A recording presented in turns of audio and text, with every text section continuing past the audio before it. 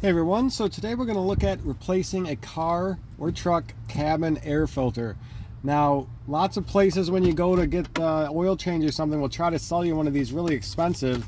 They're actually really low cost. You can get a brand new filter online. I get mine just on, a standard online site everyone knows. And they cost like between 6 to 12 bucks depending which one you get. Some of them have activated carbon in them or something.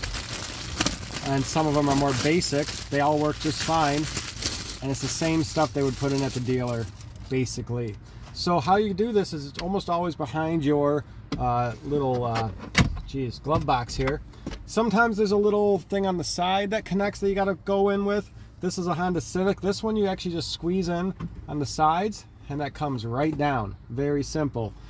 Your cabin air filter's in here. There's just a little button on each side, push in, and it comes right out. It's that easy. And my old one actually doesn't look horrible, but you can see all this leaf debris and stuff in here. It's actually still all right, but since I have the new one, I'm going to put the new one in.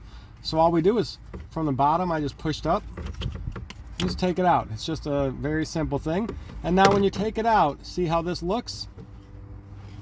You can kind of tell that this one looks the same here. And you want the airflow to be going the same way too. So this one is showing airflow down. So we're going to go airflow down as well.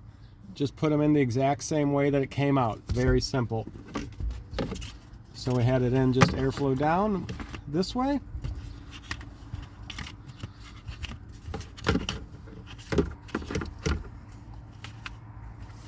I just had it the square on the wrong side. Fits in one way or the other because it's kind of a rectangle. It's not a perfect square, and it's okay if it doesn't look exactly perfect. That's going to do everything just fine. Fits in there, and now all we do, actually let me look down here so I can just get that pushed in a little more there. Perfect. Now all we do, push it back in. That's it.